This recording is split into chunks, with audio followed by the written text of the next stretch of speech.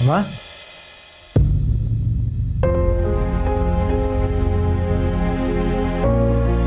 ಯಾಕಮ್ಮ ಬೇಜಾರಲ್ಲಿದ್ಯಾ? ಊಟ ಮಾಡಲ್ಲ ಅಂತ ಹೇಳಿದ್ಯಂತೆ. ಬಾ ಊಟ ಮಾಡು. ಬೇಡ ಅಂತ ನಿನ್ನ ಹೆಂಡತಿ ಹತ್ರ ಹೇಳಿ ಕಳ್ಸದ್ನಲ್ಲಪ್ಪ, ಮತ್ ನೀನ್ ಯಾಕೆ ಬಂದೆ? ನನ್ನ ಹೆಂಡತಿ ಅಂತ ಯಾಕಮ್ಮ ಹೇಳ್ತೀಯ? ನಿನ್ ಸೊಸೆ ಅಲ್ವಾ?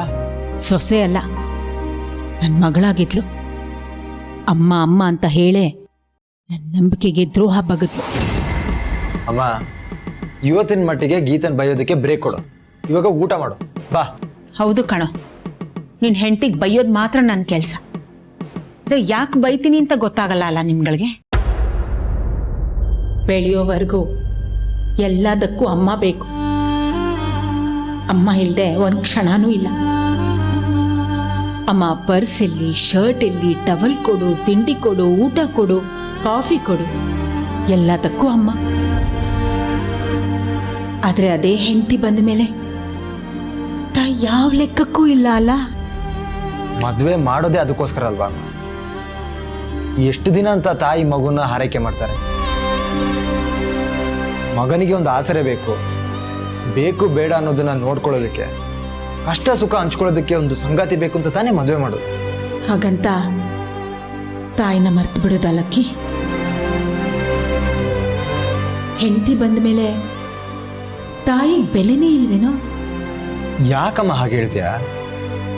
ಅವಳು ನನ್ನ ಹೆಂಡತಿ, ನನ್ನ ಹೆಂಡತಿಯಾಗೇ ಇರ್ತಾಳೆ. ಯಾವತ್ತೂ ನನ್ನ ತಾಯಿ ಆಗಕ್ಕಾಗಲ್ಲ. ಈ ಜನ್ಮಕ್ಕೆ ನೀನು ನನ್ನಮ್ಮ, ನಾನು ನಿನ್ ಮಗ.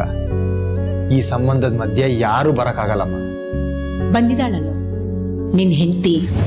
ಅಮ್ಮ, ಒಂದ್ಸಲ ಯೋಚನೆ ಮಾಡು, ಮನಸ್ಫೂರ್ತಿಯಾಗಿ ಹೇಳು. ಗೀತಾ ನನ್ನ ನಿನ್ನ ದೂರ ಮಾಡೋದಕ್ಕೆ ಯಾವತ್ತಾದ್ರೂ ಟ್ರೈ ಮಾಡಿದಾಳ?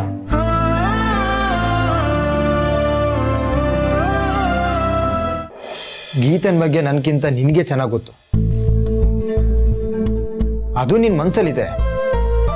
ಆದ್ರೆ ಮಗು ವಿಷಯಕ್ಕೋಸ್ಕರ ನೀ ಅದನ್ನ ಮುಚ್ಚಿಡ್ತಾ ಇದೆಯಾ?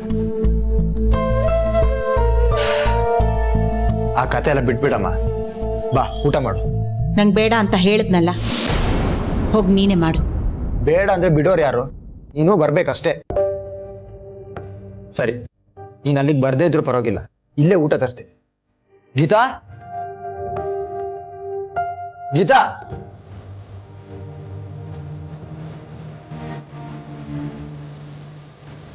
ಅಮ್ಮ ಊಟ ತಗೊಳ್ಳಿ. ಬೇಡ ಅಂತ ಹೇಳಿದ್ನಲ್ಲೋ,